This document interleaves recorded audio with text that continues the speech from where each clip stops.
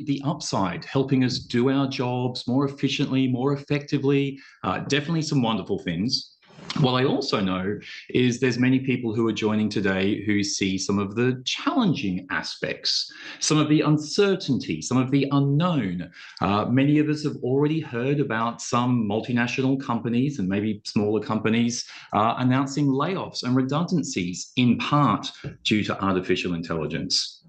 And so what we're doing over the next hour is just exploring some of those things, the positive elements, the things we should be aware of, and how we can prepare ourselves and really future-proof ourselves with some of the skills that we have. So I'll be the host for the session. My name's Stephen. I grew up in Australia, lived in London for 5 years, but have been based in New York City the last 15 years. And I'm with Dale Carnegie Training. So a lot of people might know Dale Carnegie from our founder's book called How to Win Friends and Influence People. That was written decades ago.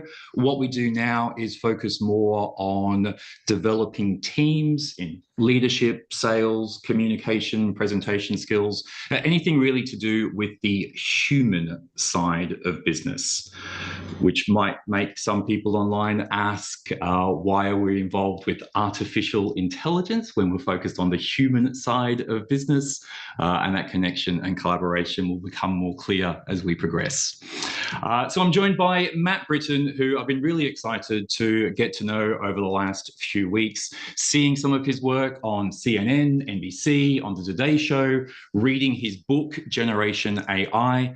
Matt is a person who has researched this, who understands what's been happening in the world and the impacts of artificial intelligence. So I'm really just excited as a fellow participant to learn more from Matt over the next hour. So Matt, thank you for being with us. And if you'd like to introduce yourself and tell us a little bit about what got you to this point, and some of the work that helps position you as somebody who we can learn from with AI. Sure. So I spent my whole career helping big brands understand the new consumer. When I first started out in my career, the new consumer was the millennial generation, the first generation to grow up with the internet in the household. Then over time, the new consumer about 10, 15 years later became Gen Z, which is known as the iPhone or social media generation. And now we have a new generation bringing in perhaps the most powerful technology I've seen in my lifetime, which is Gen Alpha, which is ushering in AI. And every time there's been one of these seismic shifts where technology has impacted culture and business and society, you kind of see the same things taking place. You see people demonizing it frightening people. You see many companies pushing it off, pretending like it's a fad, to their long-term detriment. And then you see these incredible new companies and incredible new opportunities arise. And we're seeing the same thing here today. I do think, however, AI is different than, the internet itself in terms of its impact, believe it or not, and certainly more impactful than mobile computing or social media. It is really a new realm in how humans interact with technology, and it's making many of us kind of rethink everything in terms of our future in our careers. I run a venture-funded software company called Suzy, and when AI first became popular amongst consumers with platforms like ChatGPT, my first inclination was to give AI to my engineering team. I quickly found out that they had a hard time understanding, frankly, just the gravity of AI and how it could impact a software product. And I made a decision to take AI back into my own reins and figure it out. And I made the decision that I was going to learn not just what AI can do, but actually learn how to build an AI. I've never been a coder. I've never written a line of code, but by being focused and persevering, now there's not many things that you can tell me that I actually can't even build myself in AI, which is fascinating to so many people. But from my side, it's really just about having the motivation and focus and curiosity to actually get there. So my main goal at this point in my career is helping people like the people on this webinar, as you said, Stephen, future-proof themselves, because we are entering a period of change unlike what we've ever seen. And I think the people who understand that this is an incredible opportunity and focus on the opportunistic side versus people who fear the risk are going to be people who are going to end up on the right side of this. Yeah, that makes a lot of sense. It's actually one of the reasons I really respect you, Matt, is that you're somebody who has been leading by doing, leading by using AI yourself, leading by helping your teams with it, and also understanding that it's not just about the technology behind AI, it's about how it influences how we connect with others, how we lead, how we build rapport with other people. There's some other things that shift because of this real evolution in things. That's right. That's right. So let's look at the different aspects of this. I said at the outset of this session, there are many, many, many positives of AI, and also there's some challenges and some differences. Let's start with the good stuff. So what are some of the things that you're seeing people in day-to-day working environment? How is AI helping them? What are the positives already from AI? Yeah, I think the main promise of AI across all industries is that it allows workers to sort of eliminate the routine and mundane tasks of everyday work. So whether that's data entry or data analysis or doing tasks that you're coming to work every single day and are basically doing the same thing over and over again. Those deterministic work streams are actually what AI is best at. And those happen to be the things that people probably look at as the things that make their job most tiresome and less exciting. So the optimist says AI eliminates the need to do those things that we used to spend so much time doing and frees up their time to do more high value strategic tasks. If you look at industry or sector and its impact in marketing, AI can allow you to personalize offers or track sentiment. In sales, it can help you write tailored proposals. In operations, it can help you optimize inventory and logistics. In finance, it can automate reconciliation. So those are examples of sort of mundane tasks in those departments and areas that traditionally people would spend a lot of time doing. I don't think that's intuitive to most people at this point in terms of even how to use AI as an automation tool. But the fact is that is going to be entering our workforce, and we're already starting to see it.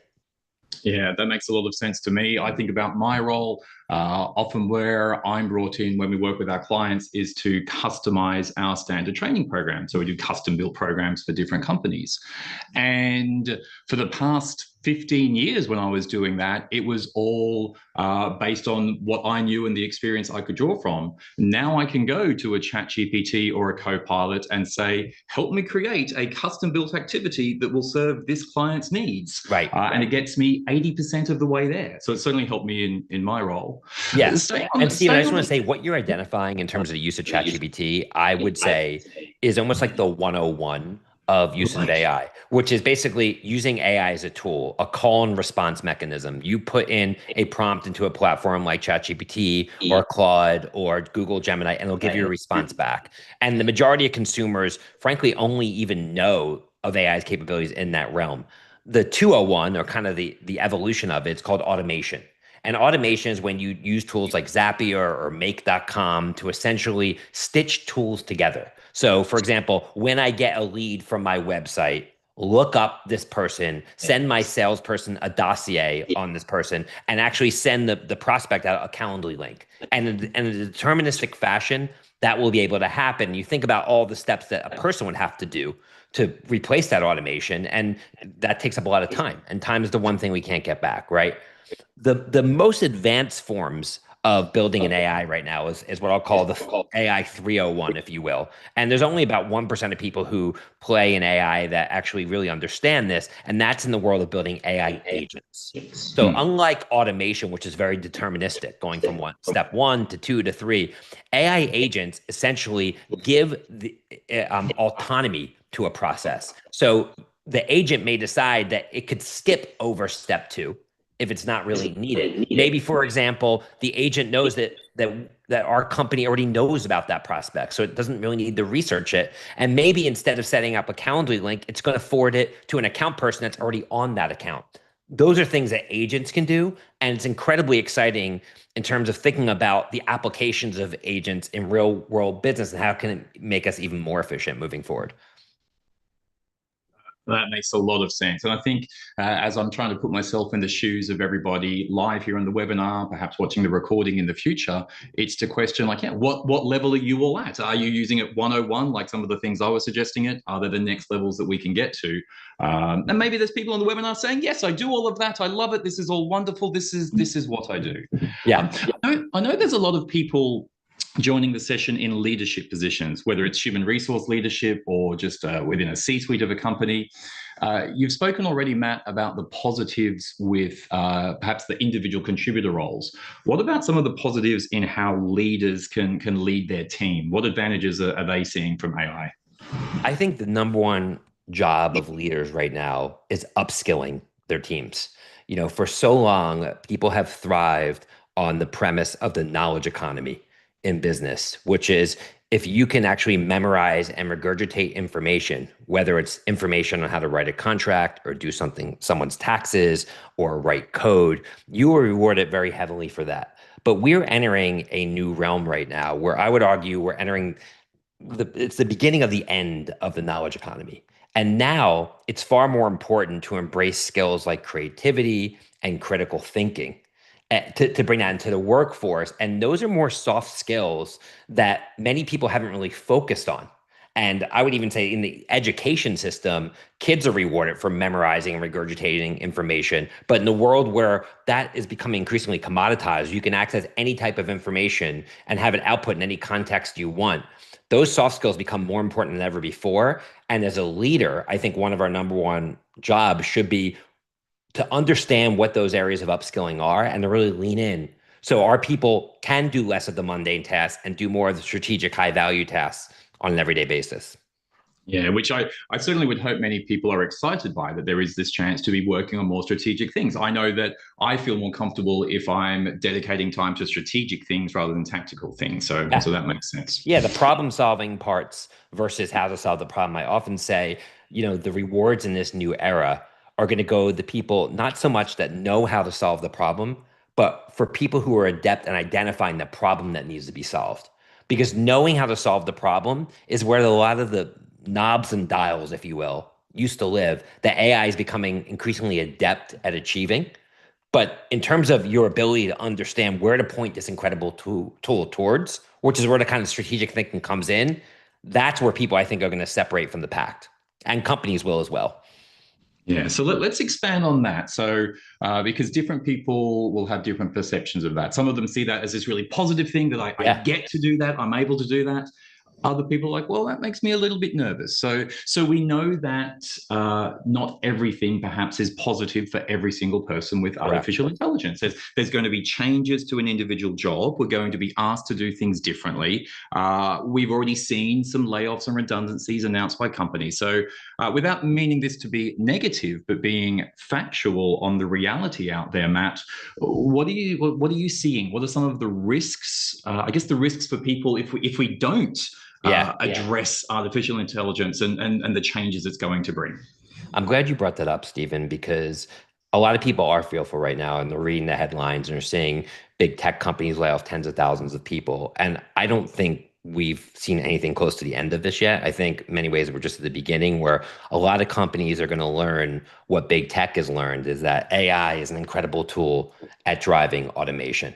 I hear from a lot of people when I speak about AI all around the world come up and tell me how bad they think the AI evolution is and how it's taking away the notion of real creativity and real humanity and real relationship building. And while that may be the case, it almost doesn't matter because we're not going backwards. Corporate America isn't going to wake up one day and say, you know what, they're right. We're going to put AI back in the box.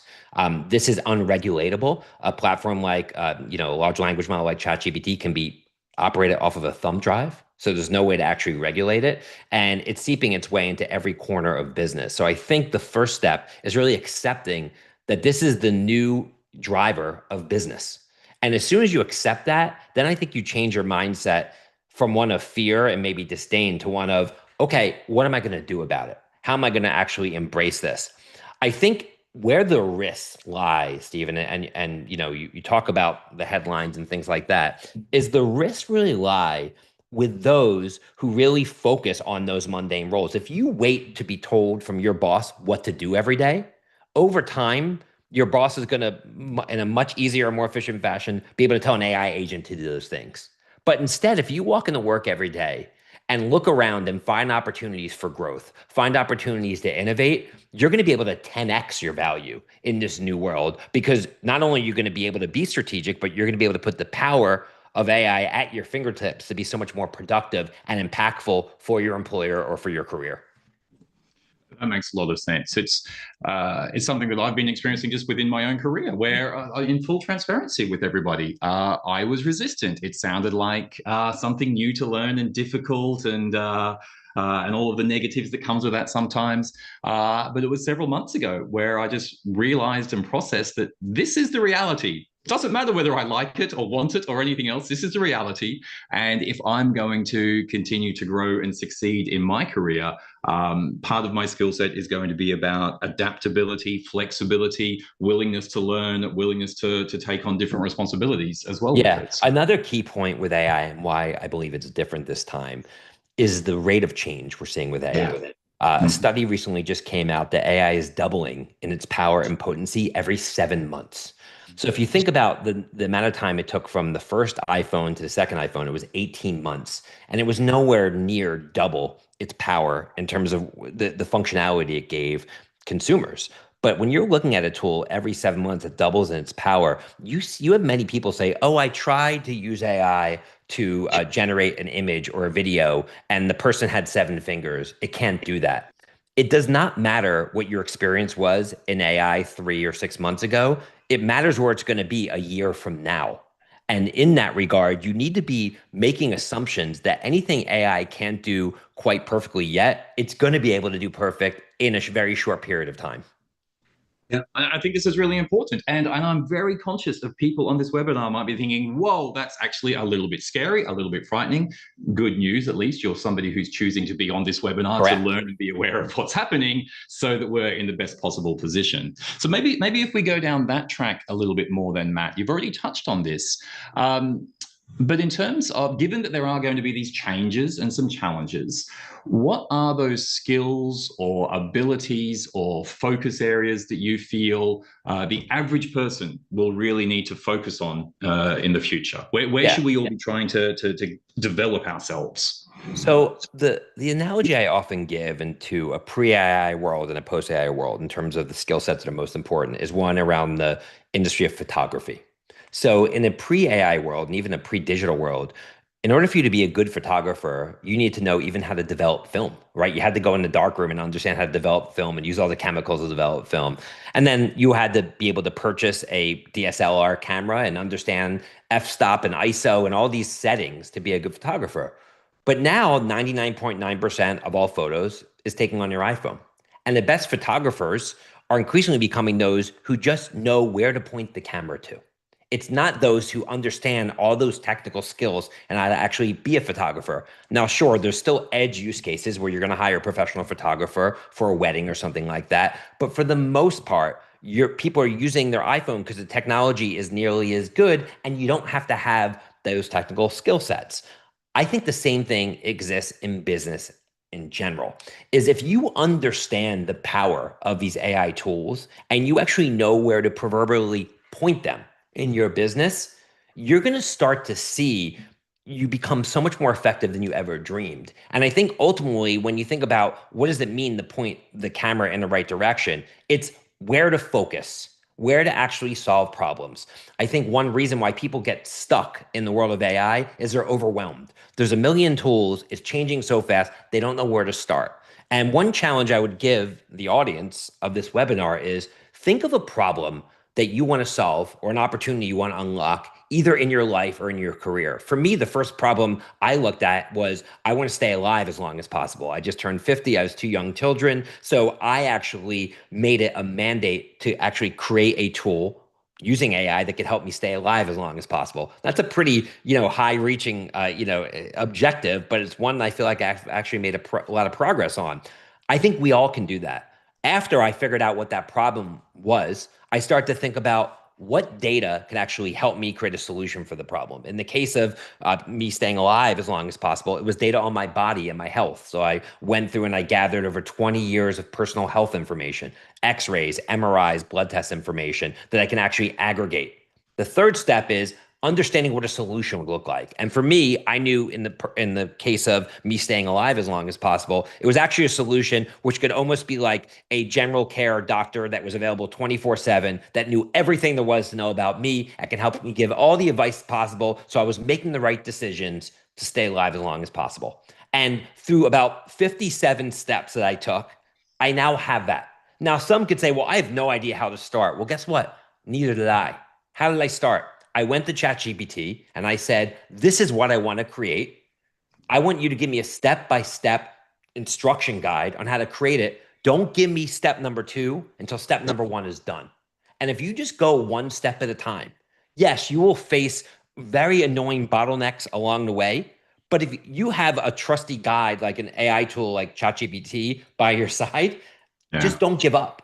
And what you'll find is 30 days later, not only will you've built that thing, but through the process of building that thing, you will start to see all the skill sets that are necessary to really future-proof yourself, which is, again, first starting with problem solving, and understanding the problem, being persevering and not giving up, being consistent and persistent over time in terms of understanding that it's going to be a lot of steps, but you're not going to give up and lose focus and do something else, right? And also understanding what it means to corral and put the power of data to work, because ultimately AI is all about data. And if you understand what data is needed to solve the problem and actually how you can use it, those are really a lot of the skill sets that are needed for any problem that you want to solve at work. Like, anybody could throw any problem at me right now, and I would pretty quickly be able to say, this is what you need to create. Here's what you need to pull together. Here's how you create it. But I couldn't say that a year or two ago. It was just about going through the process and building on my own that now I feel like I'm in a good spot. And the last thing I'll say, Stephen, is a lot of people are not able to actually use AI in the workplace in a way that's unencumbered. So if you work for a larger organization, what you'll find is you're not able to download any tool that you want. You're not able to take customer data and upload it. And in those situations, I often tell people, okay, do what I did and build for yourself personally. Download tools, use your own personal data, because no one's going to tell you you can't do that if you're doing it on your own. These tools are not that expensive. And then through that process, you're going to be able to bring a differentiated skill set into the workplace in a way that really separates you from the pack. Yeah, so many useful tips in there and important information. Just to circle back to a couple of things you said, and perhaps to expand on one. Firstly, using it in our personal lives. I saw a new GP for my annual physical last week, different to a person who I'd seen the previous few years. Yeah. I was actually surprised at how little information she wanted to get from me Of about course. the previous thing. And so just listening to you, I'm like, well, if artificial intelligence, if I could be feeding all of that in, maybe it would have been more. Well, think about it. That doctor is seeing another patient after you and another patient after you, and they just don't have time, especially given the state of healthcare in the US. And this is a person that you're relying on to keep you alive. So imagine if I told you 5 years ago that you could have a tool that would corral all the information in the history of healthcare and be able to apply that to your personal information and give you personalized advice.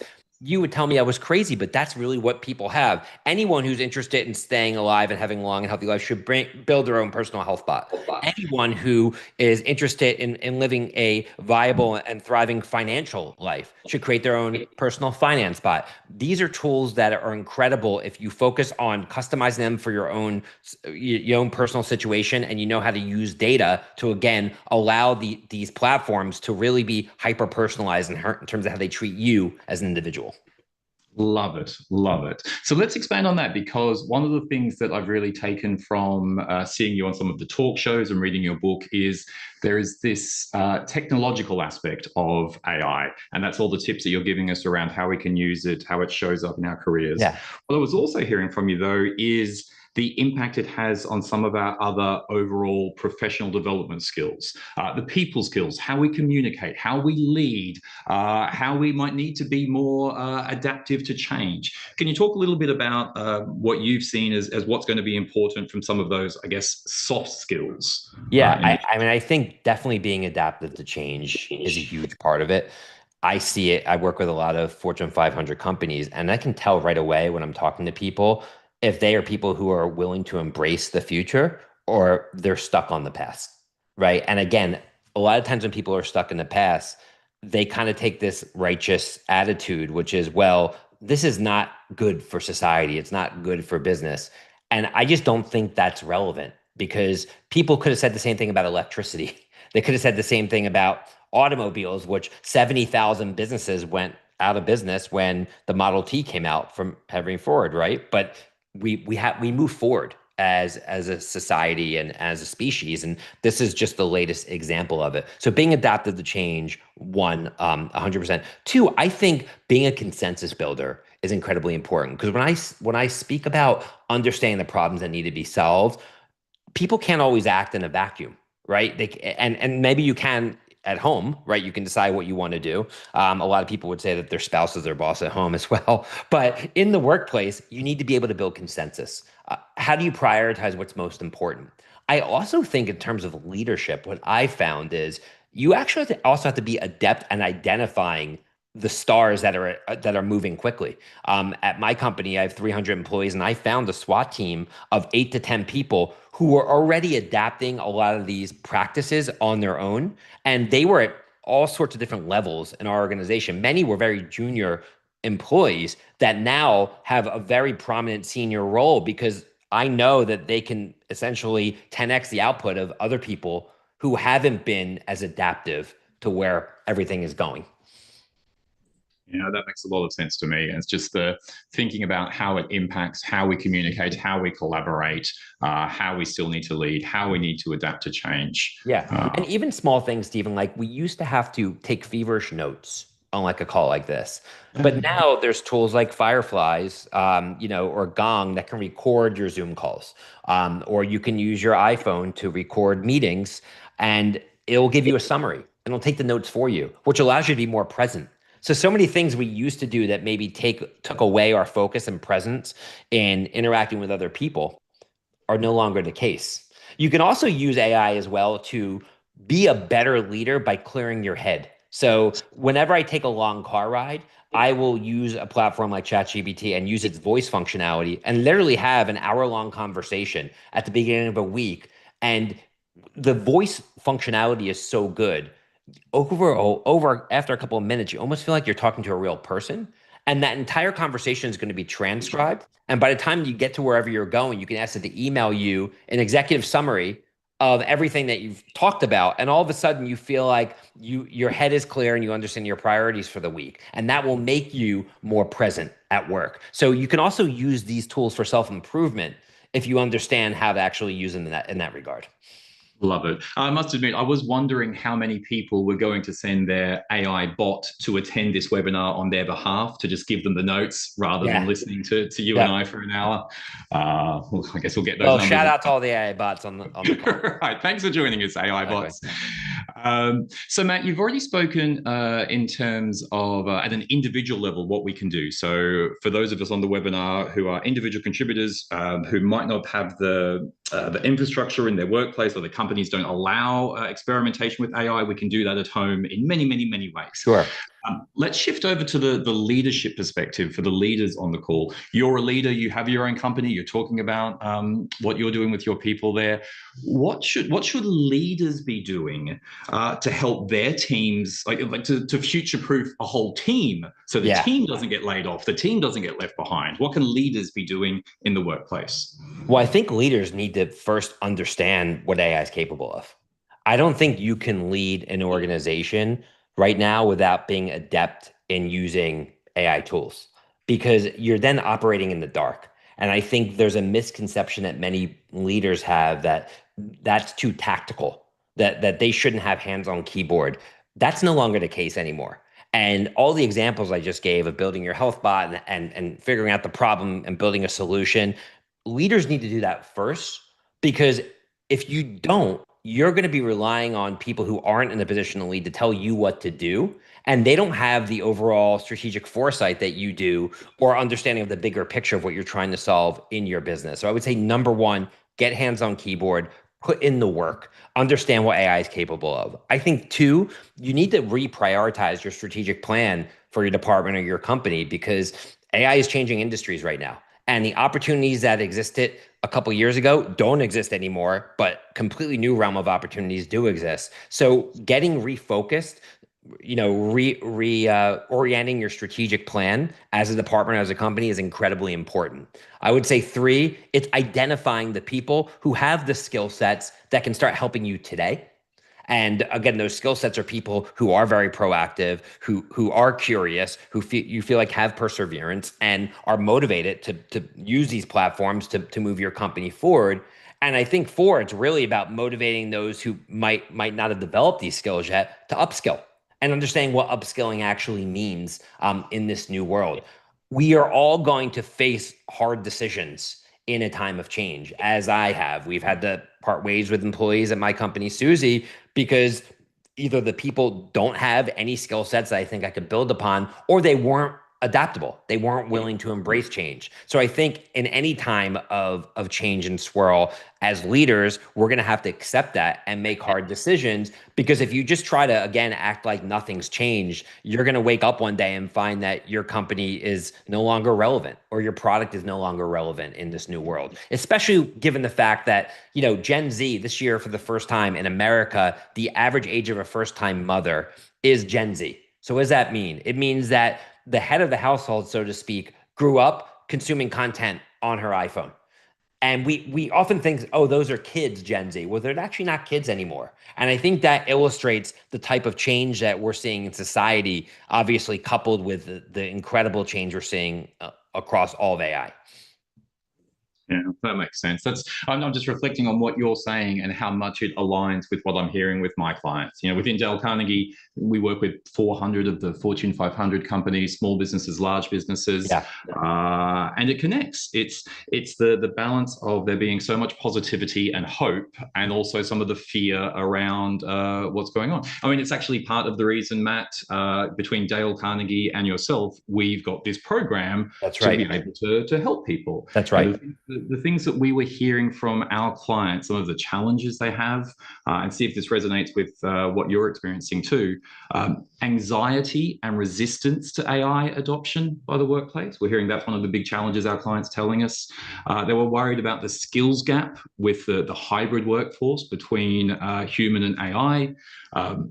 People were saying there's like a difficulty building a future-ready culture, the culture that you were talking about with adaptability, flexibility, resilience, being able to collaborate. So that sort of culture. And then two more, being worried about an increased level of burnout, taking on the change, the mental fatigue. Which is real. Yeah, we can come back to that. And the retention risk among emerging talent. So they were some of the challenges that our clients were telling us as part of the reason why we've then built a program in collaboration with yourself and your AI expertise to say, there's the human by design, the people side of AI. Yeah, and I think another thing about the partnership I'll add is that Dale Carnegie has obviously been the market leader on training leaders and giving them the tools they need to lead. I think I come at it from a more scrappy, hands-on side of here's what you have to do. Here's how you actually have to get your hands on keyboard and actually do things. And I think it's the culmination of the dirt in the clouds, if you will, right? Like being scrappy and understanding how to use the tools, but also leading and galvanizing your team. If you can do both of those things, you can drive rapid transformation. But doing one without the other, you're going to find that you're not going to be able to either have a team behind you to move fast enough, right? Or you're going to be a great leader, but without having that knowledge, you won't be as effective as a leader in this new world. So I do think you need knowledge on both sides. And that's what I kind of think is the peanut butter and jelly, if you will, of our training curriculum. I'm so excited for people to be able to experience on their own. Yeah, that's what I really liked about it is that combination of the hard skills from AI, the soft skills from people, collaboration, leadership. So important. That's wonderful. Very good. Well, there's been a lot of questions coming through in the live chat. So we've got people backstage in this virtual environment synthesizing some of these questions. So let's go to these. So we've got the first one here, Matt, and I'll read it out as it's been said by the person who typed it in. So question is, as AI continues to reshape the workplace, what skills and competencies, both technical and interpersonal, should professionals develop at a beginner, intermediate, and advanced level to stay competitive? And how do you see that balance evolving over the next decade? Yeah. So, I mean, we've talked about these during our conversation, so I'll reiterate them. I think critical thinking, communication skills, collaboration skills, adaptability, and creativity are really the main skills that you need to understand. Creativity is so important. And I think, if you think about children in so many developed nations around the world, they're taught to color in the lines. And I think the reality is AI colors in the lines very well because it's very deterministic. You really want people to color outside the lines. You want younger people to understand how to think differently and because what AI is going to be doing over time is if everyone is using these platforms and are all trained off of the same data, over time, everything will start to look like a sea of sameness. So your ability to be a different thinker and look at things from a unique angle will be a huge asset moving forward. Collaboration, we mentioned, in terms of how to work with other people, communication, especially in a world of rapid change, and adaptability, obviously, not being stuck in old ways. I think those are huge skill sets. And we're seeing a Deloitte report just came out showcasing that those skill sets are the ones that are actually most in demand by employers, where some of the more, again, deterministic, knowledge-based skill sets are the ones that are quickly fading in interest. That makes sense. Okay. Okay. Good to be aware of. We've got another question from the audience. From a cultural and operational standpoint, how can organizations successfully transition from gradual AI adoption to full-scale automation in a way that fosters creativity, supports diverse talent, including those with disabilities, and enables teams to effectively leverage AI tools and platforms, whether built in-house or sourced externally? You all write some really long questions in the chat, by the way, Yeah. team, on the webinar. Matt, what are your thoughts Yeah, it's on a great that? question. So I think if I were running an organization that was not very adept at AI and I was charged with essentially embracing what AI can do to move my organization forward, I would first look at what are the things that people are spending their time on that don't leverage their unique human-based skill sets. Right. So, how much time are people spending moving paperwork from one department to the other, or entering data, or just doing the same thing every day? And I would first look to eliminate those things through automation. Because if you're eliminating those things through automation, you're freeing up people's time to do more, to actually think about the bigger problems that need to be solved, to spend more time with customers, to spend more time with employees. So I think ultimately it does coming back to prioritizing the problems that you want to solve. People always want to skip that step. What are you trying to solve for? And I would be in, it's like that old saying, I think Abraham Lincoln said, if I had the 9 minutes to cut down a tree, I'd spend 8 minutes sharpening the knife, right? That's a perfect analogy for where we are right now, is you need to spend 8 minutes sharpening the axe, if you will, and really understanding what you're going to do before putting the axe to that tree. Because if you do that, you're going to start to see that you're making big leaps in terms of how people can spend their time and move the business forward. But I did have an image of Abraham Lincoln cutting a tree down with a knife, and I Yeah. think it would I take think an more than axe, nine I think he was minutes. smart enough to know how to use an axe. No, despite being Australian, I have no outdoor or any handyman skills, so Me maybe I'm neither. looking at it wrong there. The more questions are coming in. There's one here that says, I would love for Matt to expand on how leadership can use AI to develop long-term strategy and vision creation. Would this start with having the right prompting, automation, or problem identification? It's definitely problem identification. I mean, when you talk about identifying a vision, the first thing you need to do is understand how your industry is changing. Every industry is going through dramatic change right now based upon this incredible new technology that's being proliferated in society. So having an understanding of the market and how the market opportunity has shifted for your business. Now, for some industries, it's very much the same. You look like travel and hospitality, for example.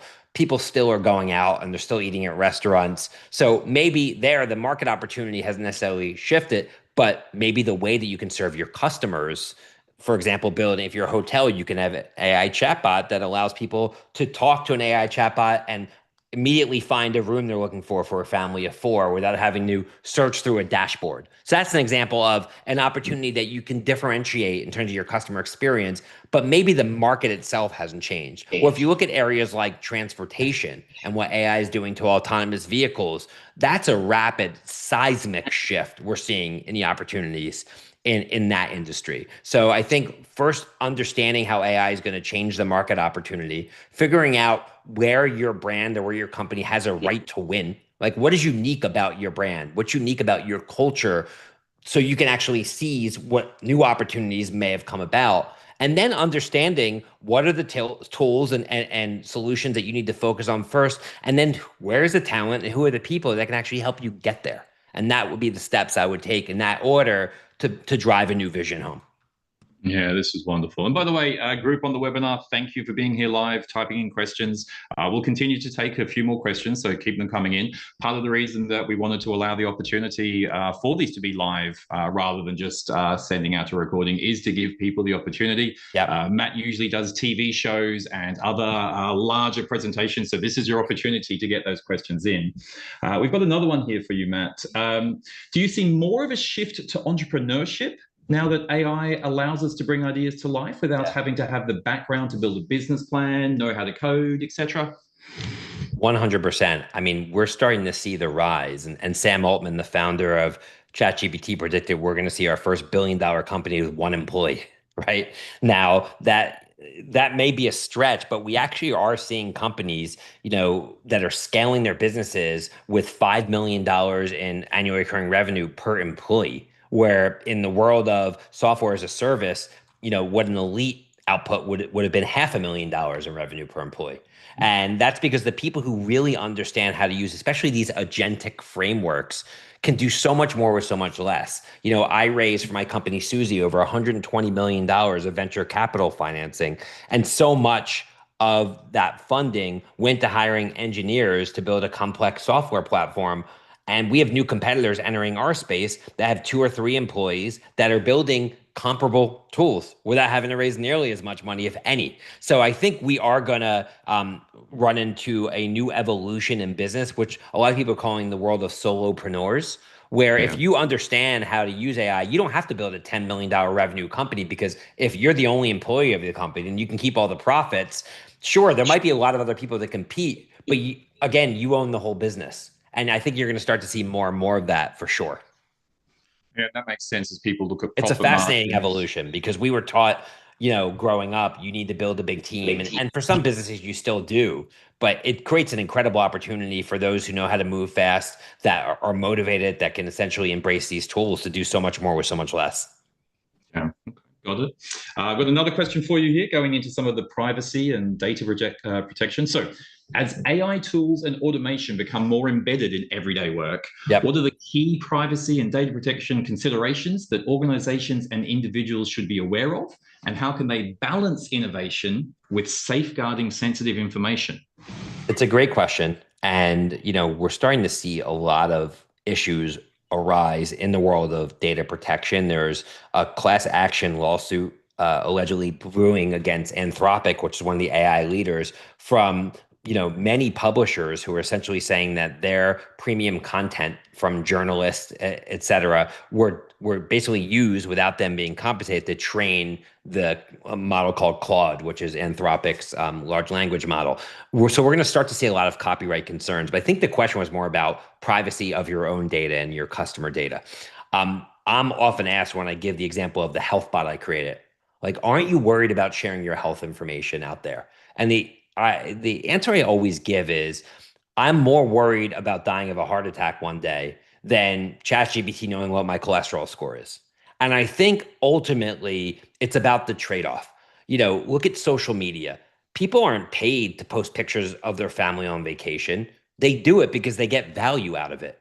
And yes, you are parting ways with privacy when you're posting pictures of your family and where you are on vacation, or pictures inside your home of intimate moments with your family. But people do it because they get value.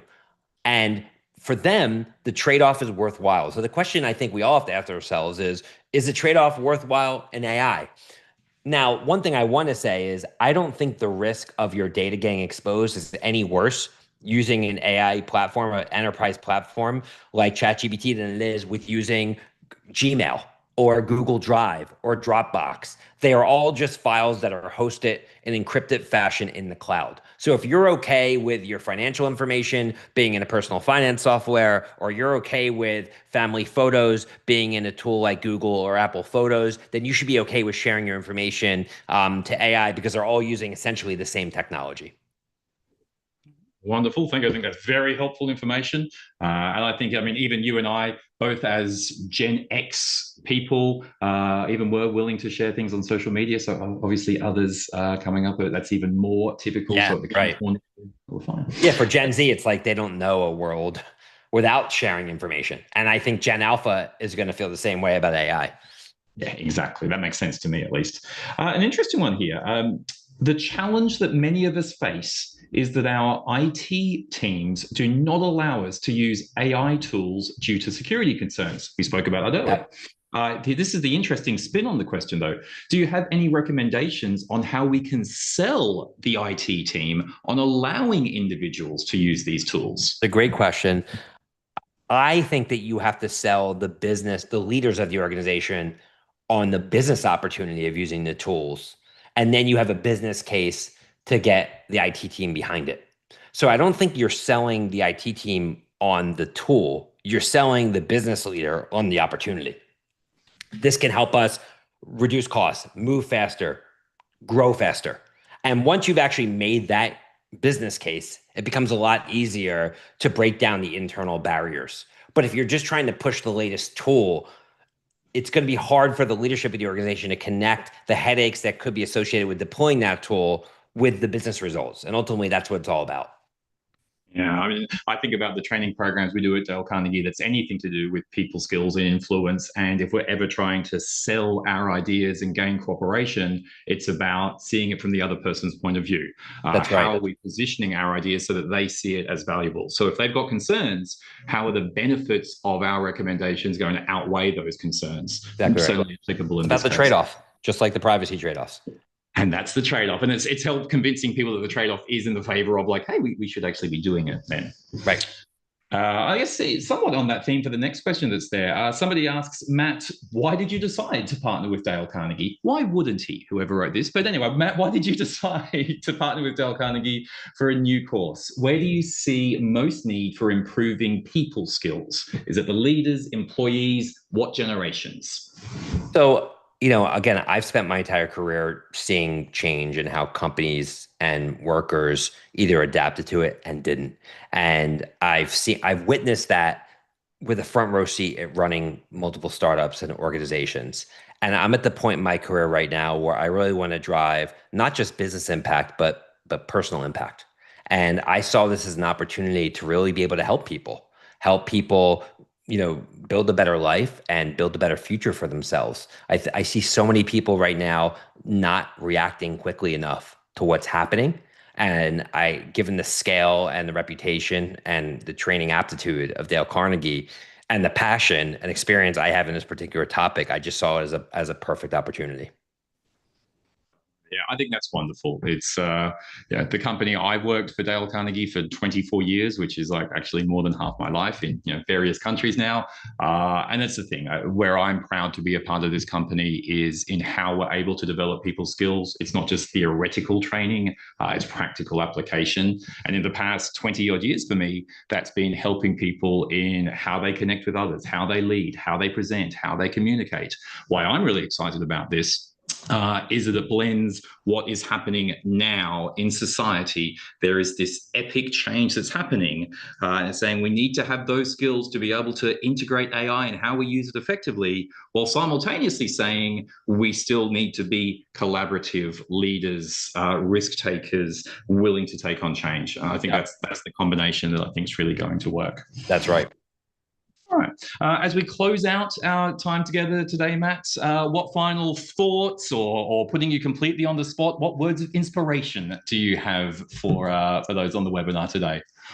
I would just say, yes, it's a scary time. Yes, there are a lot of unknowns right now in business and in society more broadly, but there's also never been so much opportunity. But opportunity is going to be left to those who take action and really take control of their futures. And a huge part of you taking control of your future, regardless of the industry or sector you work in, is you truly understanding what these changes mean, how to build the right skill sets, how to have hands on keyboard and put these tools to work for you. And that's why I'm so excited about the work that we're all doing together. I do think that people are empowered to control their future. This is not something like where something bad is happening to you and there's nothing you can do about it. It couldn't be further from the truth. We are all empowered right now to really be able to grow and evolve because you don't need to be a coder to use AI. You just need to be curious. You just need to, have motivation and again, a good understanding of what you want to solve for, and really the world's your oyster, so to speak. And that's what is so very exciting about these times at the same time. Wonderful. Yeah, while listening to you, you triggered a thought. There was a book I read by Alfred E.N. Gray called The Common Denominator of Success. I did this research into what makes successful people different from other people. And what he found the common denominator is that successful people do that which unsuccessful people are unwilling to do. And I think about this in relation to AI. And for those of you on the webinar, it's the question of if we're going to be successful in the context of the new society, emerging AI, it's about doing the things that other people might be unwilling to do. As Matt says, it's about experimenting with AI in our personal life. It's about getting familiar with it. It's about pushing ourselves to learn new skills and to say, if there are going to be some differences, maybe I need to take on board some new skills myself. Maybe if you're in a leadership position, it's helping your team be able to ready themselves, to future-proof themselves. And certainly, as Dale Carnegie, we can help with that as well. Matt, really appreciate you being here with us. Thanks so much for leading a great conversation. Yeah, I appreciate it. It was a good chat. Good chat. I'll hand back over to Jen to close us out. Yes, thank you, Stephen. And wow, that was very, very insightful. I want to thank both you, Matt and Stephen, for being here with us today, as well as everybody on the webinar. Very exciting times. As a reminder to everybody, this is being recorded and you will be getting an email with the link to the recording as well as some other resources. So keep your eyes open for that inbox. We hope you leave today's session feeling inspired, informed, and ready to lead in ways that AI simply can't replicate. Visit dalecarnegie.com to get more connected on trainings for your organization or large teams, and find live online sessions, and stay tuned for those local in-person sessions that we will be delivering near you. Until next time, stay future ready, and thank you again for being part of this important conversation. Thanks, everyone. Bye, friend.